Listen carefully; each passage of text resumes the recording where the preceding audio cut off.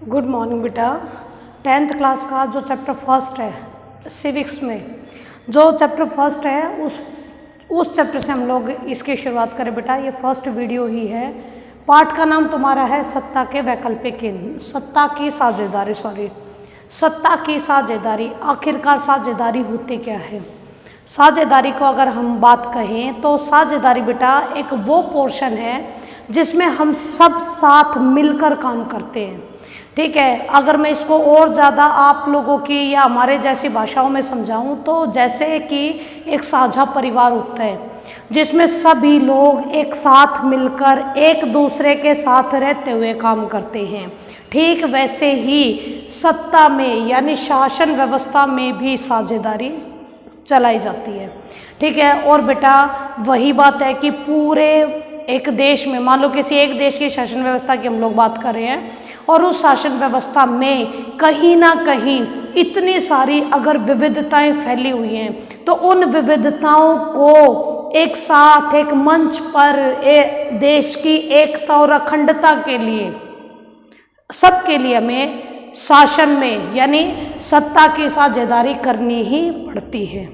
ठीक है, तो सत्ता की साझेदारी के माध्यम से ही किसी देश की राजनीतिक व्यवस्था अच्छे से चलती है। और बेटा ये तो आप लोगों को पता ही है कि अगर एक देश की राजनीतिक व्यवस्था अच्छी है, बढ़िया चल रही है, तो कहीं ना कहीं उसकी वो जो स्मूथ तरीके से जो चलने का काम है वो कहीं ना कहीं उस देश के अंदर शांति और विकास को प्रोत्साहन देती है।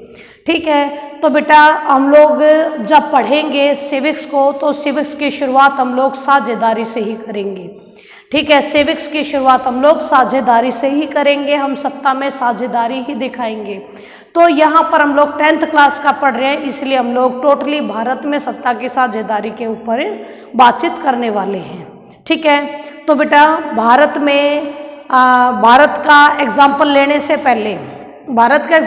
से पहले इस पाठ में आप लोगों को दो देशों के बारे में बताया गया। दो देश, एक बेल्जियम और एक श्रीलंका। ठीक है, बेल्जियम में इतनी विविधता थी तो भी उन्होंने किस तरीके से साझेदारी निभाई और बहुत अच्छे तरीके से देश को आगे लेके गए। ठीक है, और इसी के साथ हम एक और एग्जाम्पल में पढ़ेंगे जो होगा आप लोगों का श्रीलंका। यानी श्रीलंका में भी विविधताएं हैं, बहुत सारी नहीं है, लेकिन उसके बावजूद भी कितने लंबे समय तक इसने इस गलत परिस्थितियों का सामना किया, गृह युद्ध जैसे हालातों से गुजरे। ठीक है, लेकिन आज वर्तमान में अब हमारा श्रीलंका शांत है। ठीक है, लेकिन इन दोनों ही देशों ने अपनी शासन व्यवस्था को कैसे एक दूसरे के साथ साझा करते हुए देश में शांति बनाने का काम किया और किस तरीके से यही शांति उनके विकास का कारण बनी, ये हम पहले इस चैप्टर में पढ़ेंगे। इससे आगे वाले चैप्टर जो भी पढ़ेंगे उसमें आप लोग टोटली भारत पढ़ोगे, भारत की विविधताएं पढ़ोगे, भारत में राजनीतिक दल पढ़ोगे, भारत में लोकतंत्र पढ़ोगे, यानी और सारा पोर्शन आप लोगों का भारत पर ही डिपेंडेंट होगा। इसके अलावा बेटा यहाँ पर हम लोग साझेदारी इसीलिए भी आप लोगों को बताना चाहते हैं क्योंकि यहाँ पर यानी एक प्लेटफॉर्म तैयार कर देगा ये चैप्टर आप लोगों का कि किस तरीके से आप लोग अपने देश की यानी भारत की इन विभिन्नताओं में एकता के माध्यम से किस तरीके से राजनीतिक व्यवस्था आप लोगों के आगे बढ़ी और देश धीरे धीरे करके विकास की तरफ बढ़ा, उस चीज को हम लोग एक प्लेटफॉर्म तैयार करने के लिए चैप्टर तैयार कर रहे हैं। ठीक है, तो सबसे पहले बेटा जैसे कि मैंने आप लोगों को बोला कि बेल्जियम और श्रीलंका इन दो देशों की स्टोरियां पढ़ेंगे, तो इस वीडियो में मैं टोटली आप लोगों को बेल्जियम समझाने वाली हूँ। ठीक है बेटा, तो देखिएगा हम लोगों ने दो देशों की जानकारी ली, बेल्जियम और श्रीलंका की। ठीक है, बेल्जियम और श्रीलंका की जानकारी ली जिसमें हम लोग टोटली यहाँ पर बेल्जियम के बारे में पढ़ेंगे। ठीक है, ये बेल्जियम वो बेल्जियम है जो फ्रांस, नीदरलैंड, जर्मनी और लग्जमबर्ग इन चारों देशों की सीमाओं के साथ टच करता है।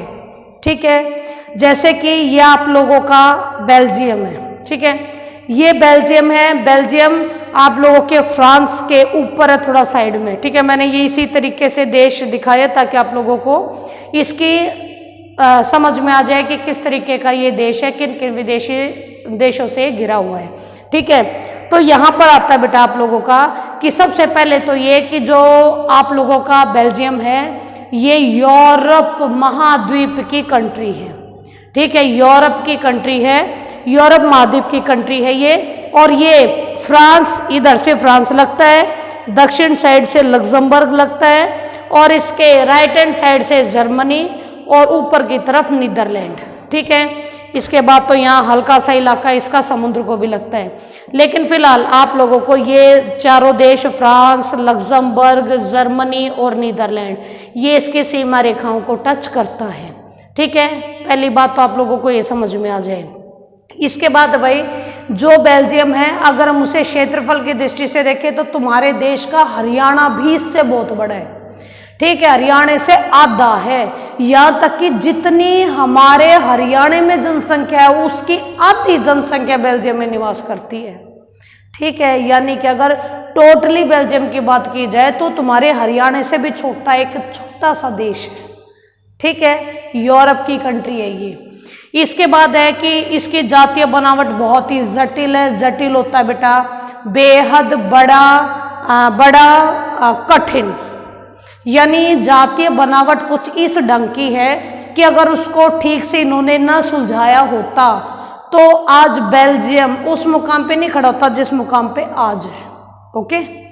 तो इसमें इसकी जातीय बनावट जटिल क्यों है उसके बारे में लिखा बेटा, क्योंकि इसकी कुल आबादी है, मान लो इसकी टोटल आपकी 100% आबादी है, तो 100% आबादी में से जो 59% हैं वो डच बोलने वाले, डच भाषा बोलने वाले लोग हैं, ठीक है, जो कि फ्लेमिश इलाके में रहते हैं। फ्लेमिश इलाका यानी आप लोगों के 59% डच भाषी लोग फ्लेमिश इलाके में रहते हैं, जबकि 40% फ्रेंच भाषी लोग, 40% फ्रेंच बोलने वाले लोग आपके वेलोनिया के क्षेत्र में रहते हैं, ठीक है। इसके अलावा बचा 1% ये है जर्मन भाषा वाले, यानी कि जो मेन प्रॉब्लम है वो इन तीन में है, डच, फ्रेंच और जर्मन में, ठीक है। ये तो है आप लोगों के बेल्जियम की बनावट, पूरे देश की बनावट। लेकिन इसी बेल्जियम की राजधानी ब्रुसेल्स में, बेल्जियम की राजधानी है ब्रुसेल्स, इस ब्रुसेल्स में आपके उल्टा हो गया। देश की बात करें तो डच भाषा वाले ज्यादा हैं, लेकिन अगर हम बात ब्रुसेल्स की करें तो यहाँ पर 80% फ्रेंच भाषी लोग हैं, बिल्कुल उलट जो देश में है उसका बिल्कुल उलट राजधानी में है, ठीक है। तो यहाँ 80% फ्रेंच भाषी लोग हैं और 20% लोग डच भाषी हैं, ठीक है।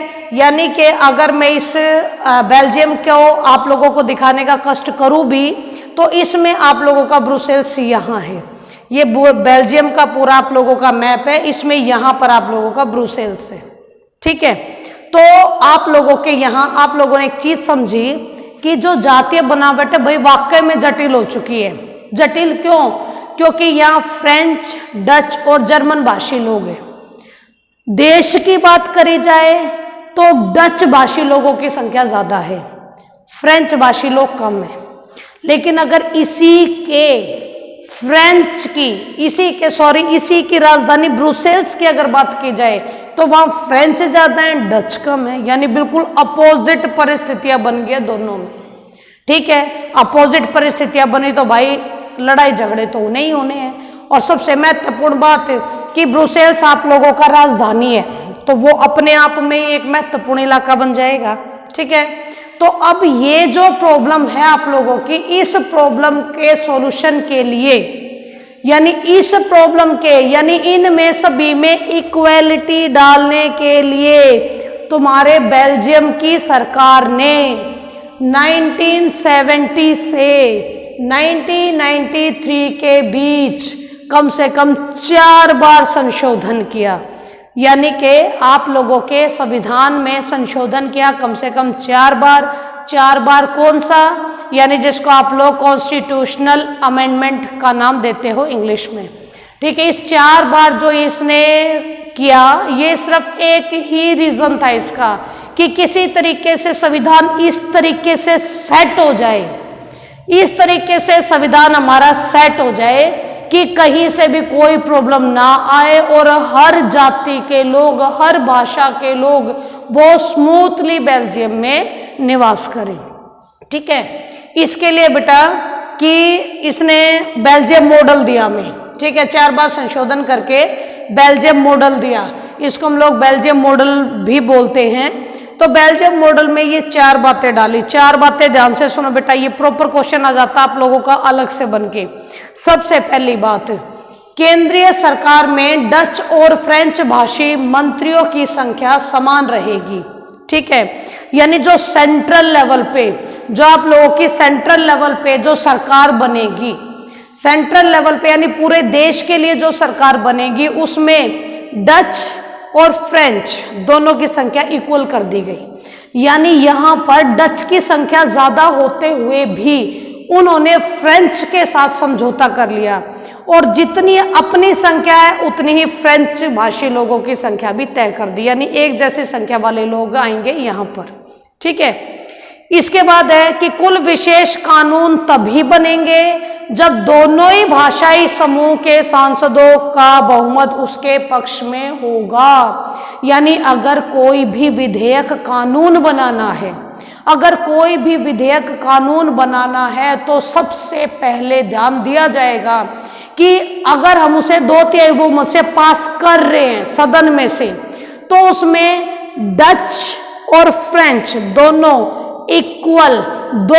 इक्वल तरीके से उसे पास करके सदन से बाहर यानी कि आगे साइन होने के लिए भेजेंगे। यानी कोई भी विधेयक केवल तभी पास होगा जब दोनों भाषाई समूह के सांसदों का बहुमत उस विधेयक के पक्ष में होगा। किसी एक जाति के या किसी एक भाषाई समूह के हाँ कहने से कोई विधेयक पास नहीं होगा।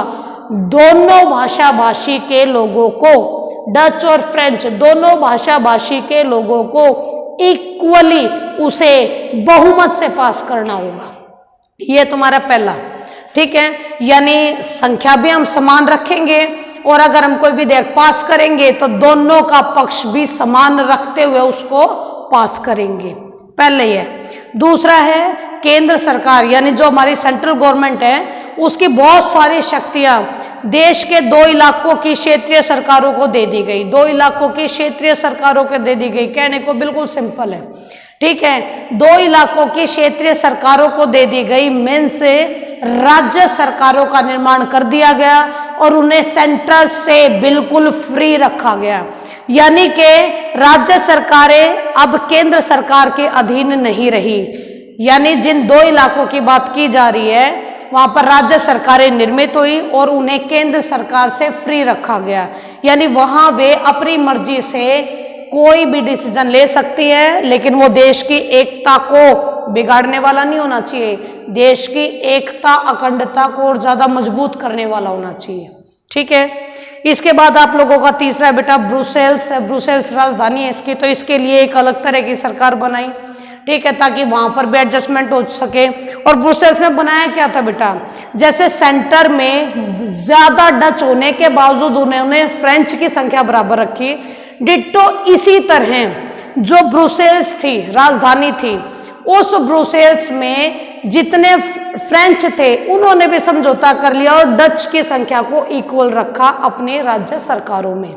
ठीक है, यानी कि ब्रुसेल्स की जो स्टेट गवर्नमेंट बनी उसमें डच और फ्रेंच दोनों की संख्या इक्वल बना दी गई। ओके, इसके बाद फोर्थ बेटा तीसरे स्तर की सरकार बनी। ये सबसे मोस्ट इंपोर्टेंट है। तीसरे स्तर की सरकार बनी सामुदायिक सरकार। हमारे भारत में भी है, पता हो तो हम उसे कहते हैं स्थानीय सरकार। ठीक है, तो यहां पर भी एक तीसरे स्तर की सरकार बनी जिसे एक सामुदायिक सरकार कहते हैं, कम्युनिटी गवर्नमेंट बोलते हैं बेटा। इस गवर्नमेंट के यानी जो तीसरे लेवल की सरकार है हमारे यहाँ भी उसी से समझो। हमने तीसरे लेवल की सरकार का निर्माण क्यों किया भारत में, क्योंकि राजनीति की पहुंच लोगों तक और लोगों की पहुंच राजनीति तक हो जाए। यानी प्रॉपर व्यक्ति तक आप लोगों की राजनीति पहुंच जाए। ठीक है, लोग अपनी बातों को अपने ही तरीके से लोगों को अपने प्रतिनिधियों को बताने के लायक हो जाए। इसी तरीके से इन्होंने भी एक सामुदायिक सरकार का निर्माण किया। सामुदायिक सरकार का निर्माण इसीलिए किया बेटा ताकि जो आप लोगों के तीनों भाषा भाषी लोग हैं वो भी प्रॉपर तरीके से राजनीति के एक स्टेप के साथ चलते चले जाए, किसी तरह की इनमें मतभेद पैदा ना हो। ठीक है, देखो तीसरे स्तर की सरकार बनी सामुदायिक सरकार। अब ये सरकार क्या करेगी वो भी सुनो। इस सरकार का चुनाव यानी जो सामुदायिक कम्युनिटी गवर्नमेंट है, जब हम इसका चुनाव करते हैं तो इसका एक ही भाषा बोलने वाले लोग करते हैं। यानी एक ही भाषा बोलने वाले लोग, यानी कि अगर फ्रेंच का कोई हमें उठा रहे हैं प्रतिनिधि तो उसे फ्रेंच भाषी लोग चुनेंगे, डच को उठा रहे तो उसे डच भाषी चुनेंगे, जर्मन उठा रहे तो उसे जर्मन भाषी चुनेंगे। ठीक है, यानी एक ही भाषा के लोग अपने अपने प्रतिनिधियों को चुनेंगे। ठीक है, इसके बाद है तीनों भाषा के लोग चाहे वो जहां पर भी रहे, यानी पूरे देश में वो कहीं पर भी रहते हो, उन्हें यह सरकार चुनने का पूरा हक है। ठीक है, उन्हें यह सरकार चुनने का पूरा हक है। यह सरकार संस्कृति, शिक्षा एवं भाषा के फैसले लेने का हक रखती है। माइंड इट बेटा, सामुदायिक सरकार बनी इसीलिए ही संस्कृति, शिक्षा और भाषा, संस्कृति, शिक्षा और भाषा, ये तीनों पोर्शन वो पोर्शन है बेटा जो कहीं ना कहीं हमारी आम जनता को इफेक्ट करते हैं। तो ये तीन पोर्शन सामुदायिक सरकार के लिए छोड़ दिए गए कि वो अगर इस पे कानून बनाना चाहती है तो जैसा मन करे उसका वो उस तरीके से कानून बनाकर काम में करवा सकती है। ठीक है, आई होप बेटा समझ में आया होगा। यहाँ बेल्जियम है, इसके बाद हम लोग श्रीलंका की स्टोरी पढ़ेंगे और श्रीलंका की स्टोरी के बाद किस तरीके से हम सत्ता में साझेदारी करते हैं उसके 4 टॉपिक मैं तुम्हें साथ साथ बताने का काम मैं करूँगी नेक्स्ट वीडियो में। Okay, thank you very much बेटा।